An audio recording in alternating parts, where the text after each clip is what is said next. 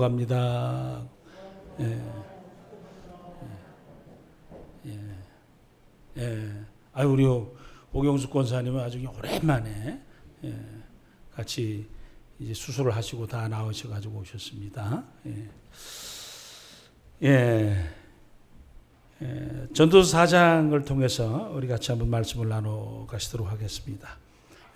남편의 사전적인 뜻은 결혼하여 여자의 짝이 된 남자를 그 여자에 대하여 이르는 말, 이게 사전적인 뜻이랍니다.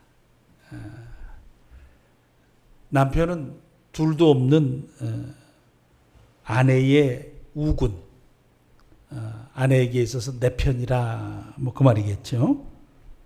사람들은 농담 삼아서 남편을 남의 편이라 뭐 이럽니다. 그러니까 내 편을 들어줘야 되는데 내 편 안 들어주고 누구 편 들어준다고요? 뭐 그럽니다. 세상 사는 동안 내 편 들어주는 사람, 또 내 편이 되어 함께 살아줄 사람이 있는 것이 참 좋습니다. 어려운 일이 있어도 자기를 도와주고 자기 편이 되어줄 사람이 자기 곁에 가까이 있으면 힘이 되고 아주 포기하지 않게 됩니다. 아무리 어려운 일이 있어도 자기가 편을 들어줘야 될 사람이 있으면 그 힘든 시간도 잘 감당하며 삽니다. 예전에 부모님들이 다 그러셨을 겁니다. 다들 어렵게 사셨는데 누구 때문에 그 어려움을 다 견디고 사시냐면 우리 자식 잘 되게 해야지, 우리 자녀들 잘 되게 해야지 라고 하면서 우리 자녀들이 열심히 공부하고 있어, 그러면서 힘을 얻고 열심히 어려운 일들을 시대를 살아가셨습니다. 세상의 삶을 살면서 힘이 되어주고 편이 되어줄 사람이 있다는 것, 그것은 삶을 살아가는 동안에 숨을 쉴 수 있는, 내가 숨이 멎을 것 같은 어떤 상황이 주어질 때 내 숨통이 트일 수 있는 아주 좋은 축복의 내용들이기도 합니다. 오늘 솔로몬은 전도서 4장을 진행하면서 힘에 의해서 눌림을 받는, 학대를 받는 상황에 대해서 이야기하면서 굉장히 참 힘든 상황이 세상 살아가는 동안에 주어지기도 한다라는 사실을 이야기하고 안타까워합니다.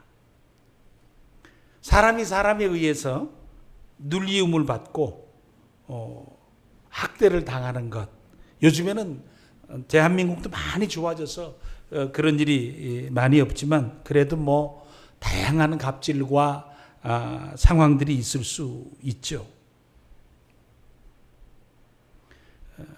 조금 더 예를 들면 솔로몬은 아마 아버지 다윗으로부터 아버지의 젊은 시절에 관해서 들었을 수도 있습니다. 저도 이번에 총회에 갔더니 총회가 하루 만에 끝났는데 총회의 마지막 순간에 영화를 하나, 다큐멘터리를 하나 틀어줬는데 저도 이제 한국 교계의 역사를 조금은 알기 때문에 그것을 보면서 이 부분은 정상적으로 만들어졌나라는 생각을 좀 가져서 이제 갔다 와서 아버님하고 얘기할 시간이 있어서 잠깐 얘기하면서 이런 일은 어떻습니까? 그러니까 옛날 얘기를 좀 해주시더라고요. 근데 아마 제가 그렇게 질문을 안 했으면 그 옛날 얘기에 대해서 아마 못 들었을 텐데 그 옛날 얘기를 조금 들을 수 있었습니다. 그래서 제가 아버님께 기억력이 더 어두워지기 전에 옛날 얘기를 좀 정확하게 좀 써놓으시면 좋겠습니다. 그런 얘기를 좀 했습니다. 왜냐하면 총신의 역사에 관해서 좀 이렇게 알고 계시기 때문에 그걸 좀 잘 써놓으시면 좋겠습니다. 그랬어요. 다윗이 젊었을 때 사실은 그렇지 않았어야 되는데 장인어른한테 쫓기지 않습니까? 그 세월이 한 10년 됐습니다.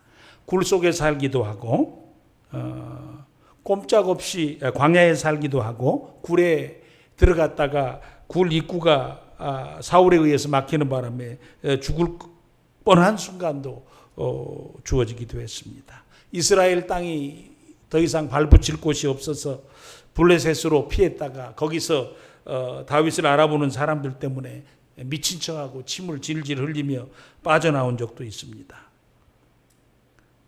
굉장히 긴 시간, 그때는 언제 마칠지 모르는 긴 시간이었죠. 한 10년 정도 됐으니까. 길고 고통스러운 시간을 감당할 수 있었던 힘이 무엇입니까? 먼저는 하나님의 신실하심을 믿었기 때문입니다. 하나님의 인도하심과 섭리하심. 하나님이 나를 기름 부어 세우셨고 하나님이 나를 인도해 가고 계신다. 그리고 이 모든 선악에 대해서는 하나님이 판단하실 것이다. 하나님의 심판하심에 대해서 확신이 있었기 때문에 참을 수가 있었습니다. 그런데 그것만 가지고는 좀 부족하다고 할 때 하나님께서 인간적인 부분을 채워주셨는데 요나단을 통해서 채워주셨습니다. 요나단은 다윗을 너무나 아끼고 사랑했습니다. 때로는 자기의 활도 주고 싶어 했고 자기의 칼도 자기의 허리띠도 자기의 것을 다 주고 싶어 했습니다. 아버지에게 가서 왜 그러시냐고 변명도 했습니다. 하마터면 다윗을 변명하다가 아버지에게 혼이 날 뻔하고 심지어는 칼을 맞을 뻔하기도 했습니다. 그러던 요나단이 블레셋과의 전투에서 아버지 사울왕과 함께 죽습니다. 그 죽음의 소식을 듣고 그날이 자신이 부러진 날인데도 그는 기쁨의 고백을 할 수가 없었습니다. 사무엘하 1장 26절에 이렇게 그는 고백했습니다. 같이 한번 읽어볼까요? 시작. 내 형 요나단이여 내가 그대를 애통함은 그대는 내게 심히 아름다움이라. 그대가 나를 사랑함이 기이하여 여인의 사랑보다 더하였도다. 그럽니다. 사랑은 내가 그 사람을 얼마나 사랑하는지 보다 그 사람이 내 사랑을 어떻게 느끼느냐가 중요하지 않습니까? 다윗은 요나단이 나를 사랑해 준 그 사랑은 그 어떤 여인의 사랑 그것보다도 비교할 수 없을 만큼 더 특별했다라고 이야기합니다. 기이했다. 아주 특별했다라고 얘기를 합니다. 요나단의 그 사랑이 있었기에 그 고통스러운 시간, 특별히 왕이 억압하는 왕에 의해서 공격받는 그 시간을 견딜 수가 있었습니다. 솔로몬도 그 사실을 알고 있습니다. 세상에 내가 왕이어서 나를 공격하려고 하는 사람은 적을 수 있으나 부정부패가 난무하는 세상에 이해할 수 없는 상황과 너무나 많은 상황 속에서 사람이 사람을 억누르고 그리고 억압하는 일이 있을 수 있다라는 생각을 하게 됐습니다. 학대받는 일이 얼마나 힘드냐 그러니까 여기 전도서 4장 2절과 3절에 죽는 것이 더 낫다 그랬어요. 아니 그거보다 태어나지 않는 것이 훨씬 더 낫다. 이렇게 이야기까지 했습니다. 그런데 솔로몬은 부정적으로 이 시대가 안 좋다. 사람이 사람을 학대하는 게 너무나 참 안 좋다. 그럴 바에 세상에 뭐로 우리가 인생을 사냐. 뭐 그런 얘기를 하려고 하는 게 아니라 세상이 그토록 힘들게 세워질 수밖에 없을 때 누군가가 누군가를 공격하고 누군가는 누군가에 의해서 괴롭힘을 당하는 그 상황들이 주어질 때에 이것이 없어서 문제다 그랬어요. 그래서 4장 1절에 주로 그 얘기를 두 번이나 하면서 이 땅에 학대받는 일이 있는 것이 문제가 아니라 오히려 그 학대받는 사람을 위로해 줄 사람이 없는 것이 문제다라는 거예요. 어쩔 수 없이 인간은 이 세속 사회 속에서 누군가에 의해서 힘듦과 괴롭힘을 당하고 살 때에 그 상황들을 이기고 감당할 수 있는 위로자가 없다라는 겁니다. 어려서 그렇죠. 어려서 엄마가 막 야단을 칩니다. 너 이 녀석 지금 물 기르기가 얼마나 힘든데 그렇게 공만 차고 오냐고. 그래서 옷 버리고 오고 그다음에 신발 버리고 오고 그러면 이게 빨래하기가 얼마나 힘든데. 옛날에는 세탁기 많이 없지 않습니까? 다 손빨래 해야 되는데. 그러니까 너 좀 그 옷 좀 깨끗이 입으라고. 그리고 이제 뭐 잔소리도 하고 여러 가지 얘기를 다 듣고 어떤 때는 뭐 이 얘기 저 얘기 다 들을 때 옆에서 아빠가 잔소리 다 들은 아이 데리고 이제 가게 가서 과자 하나 사주면서 야 너만 잔소리 듣고 사는 거 아니라고. 아빠는 더 했다고. 네 할머니 네 엄마보다 2배나 센 여자였다고. 그렇게 얘기해 주면 위로가 되겠어요? 안 되겠어요? 그런데 갑자기 아빠가 데리고 나가더니 네 엄마 왜 괴롭히냐고 또 개패듯이 패면 얘가 어디 가겠습니까? 이 집은 살 곳이 아니다. 그리고 딴 데로 나가지 않겠습니까? 힘들고 고통스러움이 주어졌을 때 그것 자체가 문제가 아니라 거기서 누군가가 위로해 줄 사람이 그 옆에 없는 것이 문제다라는 겁니다. 한강 다리 난간에 수많은 구절들이 있습니다. 인생을 포기하려는 사람들에게 마지막 글귀를 이거 하나라도 읽어보라고. 당신의 생애는 여기서 끝나는 게 아니라고. 여기서 끝이 아니라 끝은 새로움의 시작이라고. 뭐 이렇게 다양한 게 끝까지 쫙, 특히 밤에 불이 켜지면 더 환하게 보이지 않습니까? 사람들은 효율성에 대해서 이야기합니다. 그럼 뭐 그렇게 한다고 죽을 사람 안 죽나? 뭐 그렇게 해서 통계적으로 산 사람이 얼마나 돼? 라고 하지만 가치와 효율성을 따지면서 해야 될 일도 있는가 하면 누군가 한 사람, 아니 수십 년 만에 한 사람이라도 그 구절 때문에 산 사람이 있다면 그것은 그 몫을 다한 것 아니겠습니까? 이 세상에 꼭 필요한 일 중에 하나가 인생 자체가 어려워서 힘들어서 마치 태어나지 말았으면 좋겠다라고 하는 가슴 아픈 그런 안타까움이 있을 그때에 사람 속에 그것이 문제가 아니라 그것은 누구나 경험할 수 있는 일이지만 그 사람의 마음, 그 사람의 생각, 그 사람을 위로해 줄 수 있는 위로자가 없는 것이 문제다라는 겁니다.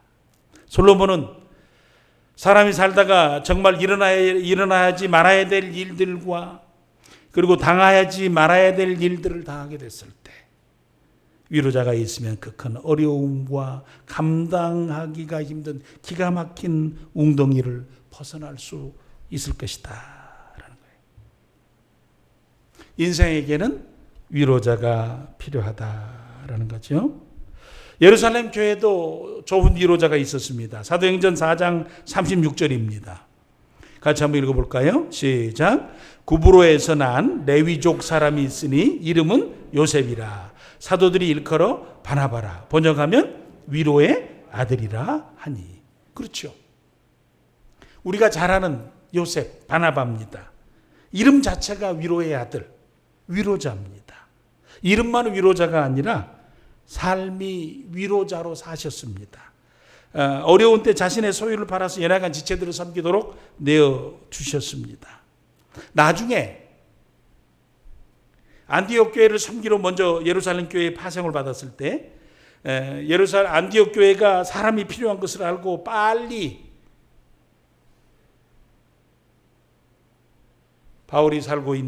사울이 살고 있었던 지역을 찾아가서 데리고 와서 함께 안디옥 교회를 섬기죠. 그래서 하나님께서 이루실 놀라운 구속사의 물꼬를 통하는데 바로 이 바나바의 손길을 쓰셨습니다. 그래서 바나바 없는 사울은 생각할 수가 없죠. 원래 1차 전도여행을 마치고 둘이 다투게 되었습니다. 바울 사도 좀 양보하지, 악착같이 양보하지 않아가지고 나누어졌죠. 2차 전도여행을 시작할 때 바울은 실라와 함께, 바나바는 마가 요한과 함께 갑니다. 1차 전도여행 때 스스로 포기했던 마가 요한을 다시 데리고 그는 2차 전도여행을 시작합니다. 나중에 바울 사도가 마가 요한에 대해서 그는 내게도 유익한 자라라고 이야기를 했어요. 바나바는 사람을 위로하고 사람을 세우는 그런 아주 좋은 삶을 살았던 사람입니다. 예수님이 우리의 위로자이십니다. 더 말할 필요 없죠. 우리가 너무나 잘 아는 구절 마태복음 11장 28절입니다. 우리들을 위로하시는 주님이 계신 것을 기억하시면서 한번 같이 읽으실까요? 시작. 무거운 짐을 지고 지친 사람은 모두 나에게 오너라. 내가 너희를 쉬게 할 것이다. 아멘. 사람 앞에 서면 그와 나를 비교하게 되어지고 그 인생과 내 인생을 비교하게 되어지고 그가 가진 것과 내가 가진 것을 비교해져서 내가 절대적인 위로를 놓치기가 참 쉽습니다.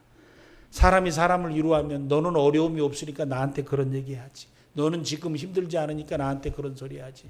너는 그래도 편하니까 나한테 그 소리 하지. 너는 아직도 살만한가 보구나. 나는 죽겠다. 그래도 네가 그렇게라도 말해주는 게 고맙긴 하지만 어떤 때는 너 보니까 더 신경질도 난다. 그럴 수 있어요. 사람이 사람한테 위로를 받을 때는. 그런데 십자가 앞으로 가면 그렇지 않습니다. 나를 위해서 다 내어주시고 다 내려놓으시고 생명 주신 예수 그리스도. 엘리 엘리 라마 사막다니 하시면서도 나를 쳐다보시고 나를 감싸고 계시는 그리스도. 자신을 다 버리셔서 다 이루시고 내 생애를 감싸주시는 예수님의 은혜를 거기서 경험하고 그래서 그곳에 가면 누구든지 내 짐이 그리 무겁지 않구나. 내 인생이 그리 죽을 것 같지 않구나. 내 인생이 주님이 사신 것 같지는 않구나. 아직도 나는 거기에는 못 갔구나. 수많은 생각과 수많은 이해와 수많은 위로와 수많은 깨달음 속에 자신의 삶을 회복하고 되돌아올 수 있는 곳이 바로 그 자리입니다. 그래서 내게로 나오라고. 네가 내게로 나와서 내게로 나오면 내가 너를 위로하리라고 말씀해 주신 것입니다. 사실 위로는 간단함으로부터 시작합니다. 말로 할 수 있습니다. 옆에 계신 분들 있잖아요. 걱정 마라. 내가 있어. 어려울 때 도와줄게. 한번 시작. 예. 이 부부끼리 있으면 더 좋은데. 예.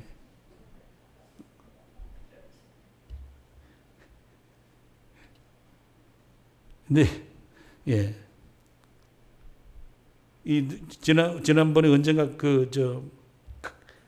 가수들이 노래하다가 그러더라고요. 내가 지쳐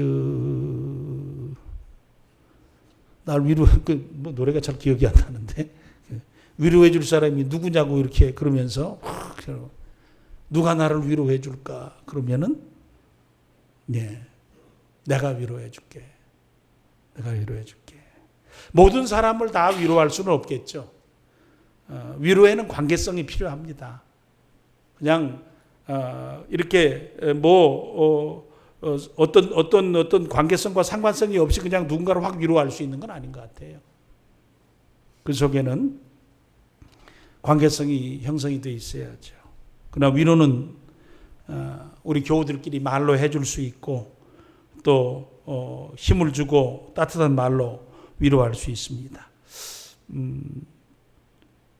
음식으로 위로해 줄 수 있습니다. 밥을 나누는 것, 식탁은 참 소중하다고 생각합니다. 저도 이렇게 밥을 누구랑 잘 못 먹는데 밥 먹으러 가자 그러면 제가 이렇게 잘 안 먹는 경향이 있는데 이게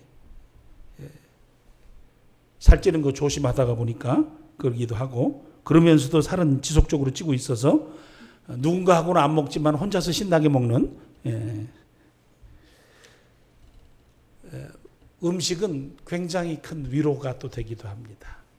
사실 자녀들, 자식들이 이렇게 힘들고 어려울 때 엄마 음식 따뜻하게 먹으면 이렇게 좀 힘을 얻는다고. 그래서 사람들에게 있어서 가장 음식에 대한 가장 고귀한 평판은 뭐죠? 이게 엄마가 해주는 밥 같다고. 그 가장 이렇게 높여주는 말 아닙니까? 하나님께서도 엘리야가 너무 피곤할 때 밥을 먼저 주셨습니다. 밥을. 엘리야가 로뎀나무 아래서 하나님 나 더 이상 못하겠어요. 이제 나는 우리 조상들보다 더 크지 못합니다. 이제 내가 죽기를 원합니다. 그럴 때 먼저 떡을 먹여주셨죠. 푹 자게 하신 다음에 말씀을 주시고 사역을 감당하도록 하셨습니다. 그래서 누군가를 위로할 때 이렇게 자기 편을 만들려고 밥을 사주는 거 말고 그 사람이 힘들고 피곤할 때 정말 그 사람을 위로하고 따뜻한 사랑을 나누고 격려해주고 힘을 얻기 위해서 음식을 사주고 배려해주는 일은 참으로 소중하다 생각을 합니다. 옆에 있어주는 것만 해도 큰 위로입니다. 앞으로 제가 우리 장로님들과도 같이 말씀을 나눈 적이 있습니다만 앞으로 한국교회의 장례가 어떻게 되어질까? 나중에 혼자 요즘에는 한 명이나 두 명밖에 자녀를 낳지 않지 않습니까? 그러면 애들 한 명, 두 명인 애들이 자신들의 부모의 장례식을 치러 갈 때 어떻게 치러 갈 수 있을까? 예전에는 장례식이 장로님들이 다 염도하시고 또 목사도 염도하고 그래서 그게 교회의 일이 되어지고 그 과정을 통해서 참 이게 축복스럽게 했는데 요즘에는 전부 그게 돈 주면 해주는 비즈니스로 다 바뀌어 있지 않습니까? 못하게 돼 있고 그것이 그렇게 되어져서 이제 할 일이 거의 별로 없어가지고 이제는 오히려 온라인 구자 적어주고 돈 보내주고 보냄을 받는 거로 대부분 어떤 일들이 끝나게 되어지는 그런 모습들도 보여집니다. 누군가가 가장 힘들 때 그 옆에 그냥 있기만이라도 해주는 그래서 동행 때로는 같이 일에 협력해주는 동역 그런 것들이 큰 위로의 일이 되지 않을까 생각을 합니다. 곁을 지켜줌이라는 거지. 사람에게는 위로가 필요합니다. 어떤 때는 건강한 사람에게도 위로가 필요합니다. 저도 위로를 잘 못하는 편인데 우리 사랑하는 식구들이 삶을 살아가는 날 동안 우리 주변을 돌아보면서 때로는 구역 식구들끼리 때로는 전도회들끼리 서로 나이가 같거나 세월이 같거나 또는 구역에서 모여 함께 삶을 나누고 함께 시간을 나누어 갈 수 있도록 기회를 부여받았을 때 서로 좋은 위로자들로 위로해주는 귀한 시간들을 감당하면서 세상을 살아가는데 외롭지 않게 믿음의 길을 걸어갈 수 있도록 살아가시는 저와 우리 사랑하는 식구들 되시기를 소원합니다. 그런데 그 위로가 그냥 주어질 수 있는 게 아니라는 거예요. 솔로몬도 그 부분에 대해서 이야기하면서 9절 말씀부터 너는 함께 할 사람이 있느냐라는 질문을 우리에게 합니다. 삶을 함께 살고 일을 함께 하며 어려움을 같이 극복할 살 사람이 내게는 있느냐. 저도 지금 너 친구가 지금 몇 명이나 되냐? 그러면 이제 목사들밖에 이 얘기할 사람이 별로 없죠. 제 삶을 살아가면서 내가 사랑했던 사람들 그리고 나와 함께했던 사람들 저는 또 삶의 17년이라는 세월이 미국 가서 살아버렸기 때문에 목회의 현장 가운데도 그 친구들이 다 이제 미국에서 형성됐고 목회를 30대 후반에 시작해서 50대 초반까지 거기서 다 보내버렸기 때문에 여기 와가지고는 이제 이렇게 붕 떠 있어요. 그래서 어디 가서 이렇게 발을 좀 깊이 내릴 수 있는 어떤 상황이 저에게도 그렇게 별로 없는 것 같아요. 삶을 살아가면서 친구는 하루아침에 쌓아지는 것이 아니고 친구됨의 축복은 하루아침에 누려지는 것은 아니지만 우리의 삶을 살아가면서 너한테 정말 친구가 있느냐라는 질문을 우리에게 하게 합니다. 왜냐하면 두 사람이 함께 수고하면 상을 얻고 두 사람이 함께 삶을 살면 따스하고 두세 사람이 함께 하면 대적과 싸워 이길 수 있다. 그 얘기를 지혜자인 솔로몬이 우리에게 해 주십니다. 예수님께서도 이 세상에 제자를 남겨놓으실 때 12명을 남겨놓으셨습니다. 왜? 제가 생각하기에 예수님 닮은 사람 2사람이면 될 것 같은데 예수님 닮은 사람 몇 사람이면 될 것 같은데 왜 12명이나 남겨놓으셨을까? 세상을 구원하시기 위한 최소 단위라고 생각이 됩니다. 왜냐하면 아브라함이 소돔과 고모라의 구원을 위해서 중보하며 기도할 때 50인으로 시작해서 10명까지 내려갔죠. 하나님 의인 10명이 있으면 그러면 소돔과 고모라를 멸망시키지 않으실 것이죠. 그렇게 하겠다 그랬어요. 그러니까 사실 소돔과 고모라는 의인 10명이 없었던 거예요. 10명이 있었으면 거기까지 안 갔겠죠. 우리의 삶을 살아가면서 나도 소중하고 너도 소중하다는 겁니다. 나는 함께할 너로부터 주어질 축복이 있는 존재로 사는가라는 거예요. 사실 그렇습니다. 우리 한 사람 또는 한두 사람으로는 뭘 별로 할 일이 없습니다. 그러나 우리가 연약한 한 사람이 10명이 모이고 때로는 100명이 모이면 생각지 못한 일을 할 수가 있습니다. 예수님께서는 그래서 교회에 대해서 말씀하셨습니다.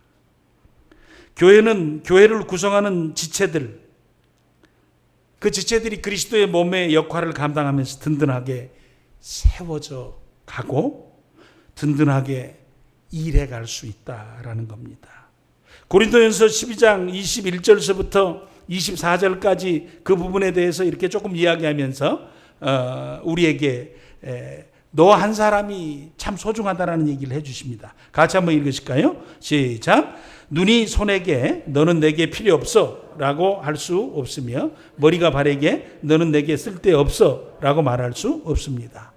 이와는 반대로 몸에서 더 약해 보이는 부분이 오히려 요긴하며 몸에서 고귀하지 못하다고 생각하는 지체를 우리는 더욱 귀하게 대하고 볼품없는 부분들을 더 품위 있게 꾸밉니다. 반면에 우리 몸 중에서 아름다워 보이는 부분들은 특별히 그럴 필요가 없습니다. 하나님께서는 몸의 지체들을 함께 모아 부족한 지체들에게 더욱 큰 영광을 주셨습니다. 아주 볼품없는 부분들을 더 소중하게 여기시는 지체에 대한 얘기를 하시면서 오히려 영광스러운 부분들, 아름다워 보이는 부분들에 대한 이야기보다 볼품없는 부분들에 대해서 얘기를 하십니다. 한 사람으로 나는 약합니다. 심지어는 볼품도 없습니다. 저도 가끔 저 자신에 대해서 부정적일 때가 참 많았습니다. 하나님, 은사를 주시려면 더 주시고, 뭐를 주시려면 더 유능하게 하시고, 뭐를 주시려면 더 힘있게 하셔서 하나님이 좀 쓰시지. 너무나 약합니다. 부족한 게 너무 많습니다. 그런데 하나님께서 너의 부족함이 문제가 아니라는 겁니다. 너는 너이면 된다는 거예요. 너는 스스로 볼품없다고 하지만 너는 하나님의 교회됨을 위해서 부족함이 없다는 거예요.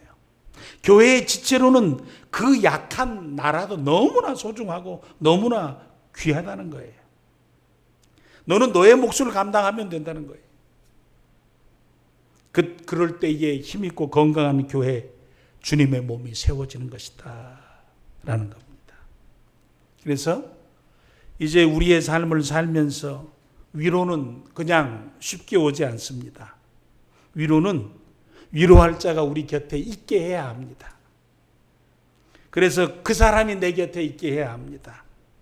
내가 너무 사람을 차갑게 대하지 말아야 합니다. 내가 너무 사람에 대해서 벽을 치고 살지 말아야 합니다. 내가 내 삶을 살면서 누군가가 내게 말을 걸어올 수 있도록 길을 열어줘야 합니다. 누군가가 내 생애로 걸어 들어올 수 있도록 징검다리를 놔 주어야 합니다. 그래서 내 곁에 들어오고 함께 이야기하고 함께 살아갈 수 있도록 눈길도 주고 마음도 열고 생각도 열어주어 같이 살아가게 될 때 그 속에서 위로라고 하는 다디단 꿀이 우리에게 주어지는 것입니다. 우리의 삶을 살아가는 날 동안에 위로와 함께 삶은 큰 축복인데 위로와 함께 삶을 방해하는 지극한 좋지 않은 하나의 단어가 있습니다. 그 단어가 무엇이냐면 여기에 4절 말씀 가운데 내가 또 본즉 사람이 모든 수고와 모든 제재로 말미암아 이웃에게 뭘 받으니 그랬냐면 시기를 받으니 이것도 헛되어 바람을 잡으려는 것이로다 그랬어요. 참 안 그래도 힘든 인생, 안 그래도 오히려 위로가 필요하고 함께 정말 친구됨이 필요한 그런 축복스러운 삶을 살아가야 될 때에 오히려 그 삶을 아주 파괴시켜버리는 하나의 상황들이 있는데 시기하고 질투하는 것 그래요. 시기하고 질투하는 것. 일반적으로 사람들이 여기서 수고하면 박수 쳐줘야 되잖아요. 그리고 정말 재주가 많으면은 이야 정말 저 사람 어떻게 저렇게 잘할 수가 있는가 해야 되는데 열심히 하면 일한 사람 비난하고 때로는 내리까기도 합니다. 야 그것도 일한 거라고 박수를 원하냐 네가? 정말 박수를 진정 원하는 것이냐? 네가 일하고 나면 꼭 내가 일해야 돼. 그냥 차라리 그냥 일하지 말아라. 그냥 너는 안 보이면 좋겠다. 그렇죠? 일은 어질러 놔도 일을 하게 하는 것이 참 좋다라는 겁니다. 일은 누군가가 완벽하게 잘 해야만 일이라고 하지 말라라는 겁니다. 세상에 아이들은 어지럽히며 사는 것이죠. 그들은 어질러 놓는 것이 일이죠. 어른들은 치우는 것이 일이죠. 그래서 그 일이 다 일이라는 거예요. 재주 좋은 사람 보면은 참 부모 잘 만나서 교육 잘 받고 선생 잘 만나서 네가 그렇지? 야, 내가 너 같은 집안에서 태어나고 내가 너처럼 배웠으면은 세상을 내가 휘둘렀다.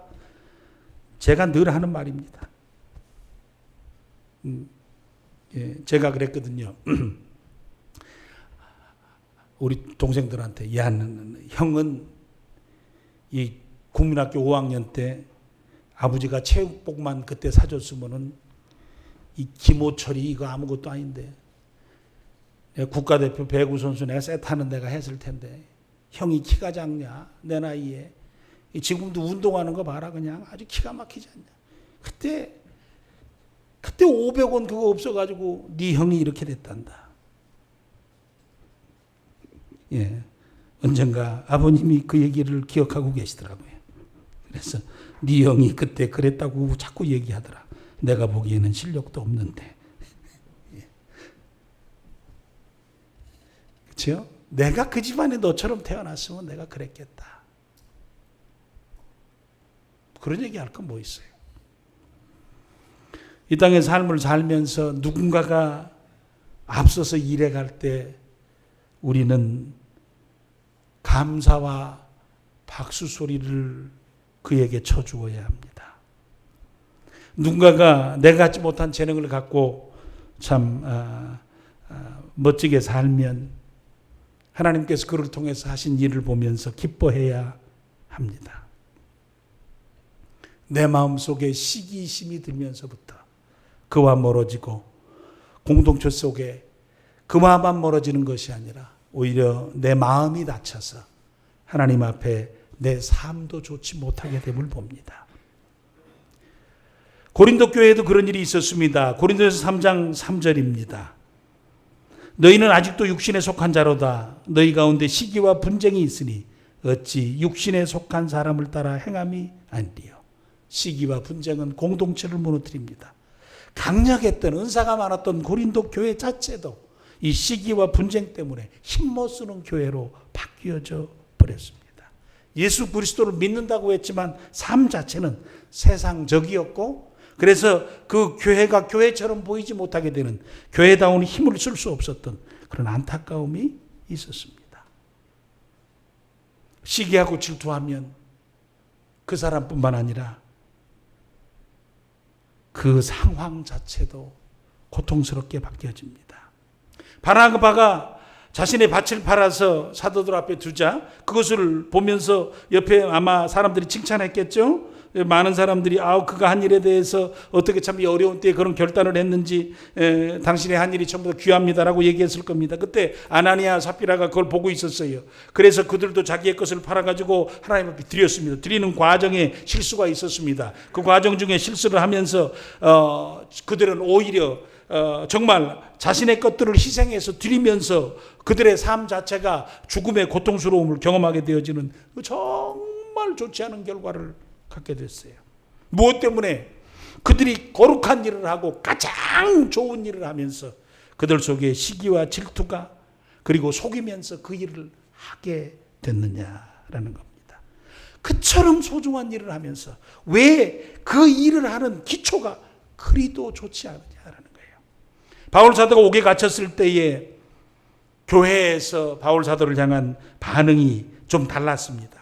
빌립보서 1장 15절 16절입니다. 같이 한번 읽으실까요? 시작. 그 중에 어떤 이들은 나를 시기하고 질투하는 마음에서 복음을 전하는 자들도 있습니다. 그러나 돕고자 하는 순수한 마음으로 전도하는 사람들도 많이 있습니다. 순수한 마음을 가지고 돕는 사람들은 하나님께서 나를 복음을 지키는 일에 힘쓰도록 부르셨다는 사실을 알고 사랑으로 복음을 전하는 일에 애쓰고 있습니다. 두 가지 반응이 생겼다는 거예요. 어떤 사람들은 정말 순수한 마음으로 돕고, 그리고 사랑으로 복음을 전하는 일에 협력했는데, 어떤 사람들은 시기하고 질투하는 마음으로 복음을 전하는 자들. 바울 사도까지 이제 뭔 일 하겠어. 좀 한다고 하더니 옥에 칵 갇혀버렸구만. 별 수 없어. 그렇지? 이제는 우리가 나서야 될 때야. 뭐 그렇게 일할 거 있냐는 거예요. 가장 거룩한 일, 하나님이 가장 기뻐하시는 일을 하면서 왜 그 일을 하는 그 마음의 근거가 시기와 질투냐라는 거죠. 솔로몬은 오늘 세상을 바라보면서 그런 이야기를 합니다. 세상에 필요한 게 뭐냐? 그러니까 세상에는 위로자가 필요하다 그럽니다. 저도 이렇게 위로를 잘 못하는 편입니다. 이렇게 마음에는 있는데 입에서 잘 안 나갈 때가 참 많습니다.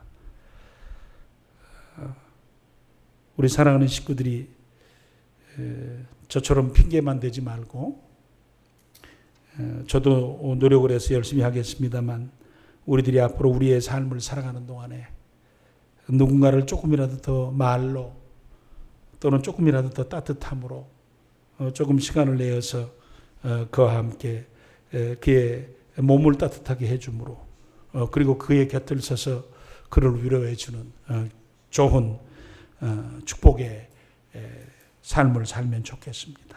이 땅의 삶을 살아가는 날 동안 우리는 우리의 곁을 좀 열어야 합니다. 나는 나만 중요한 게 아니라 너가 내 곁에 꼭 있어야 합니다. 그래서 가장 가까운 이 가족의 삶이 있어야 하고 친구의 관계가 우리 가운데 있어야 합니다.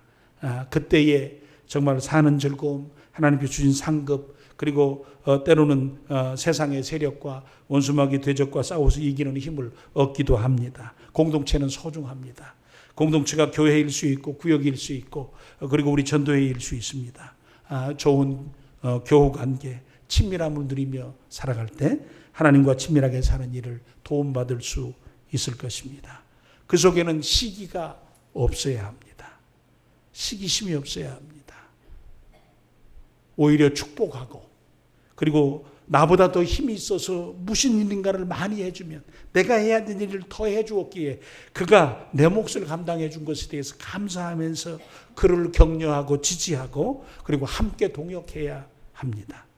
이 땅의 삶을 살아가는 동안에 저와 우리 사랑하는 식구들에게 그런 아름다운 마음들과 삶의 자세를 갖고 있어서 가장 힘들 때에도 내게 위로자가 있고 가장 힘든 사람을 위로할 수 있는 축복이 우리 가운데 있으며, 우리의 삶의 교제권 가운데 함께 하나님께 상급을 받고 따뜻함을 받고 서로 힘을 누리며 정말 세상과 싸워 이길 힘을 가진 자, 그러나 내 속에 부정적인 요소인 공동체를 깨트리는 시기심은 내 안에서 다스려지고 덮어져서 정말 하나님 주신 사랑을 가지고 내 삶을 살아갈 수 있도록 도와주시옵소서 라는 소원을 가지고 우리의 삶을 잘 살아가시는 저 우리 사랑하는 식구들이 되시기를 간절히 축원해 드립니다.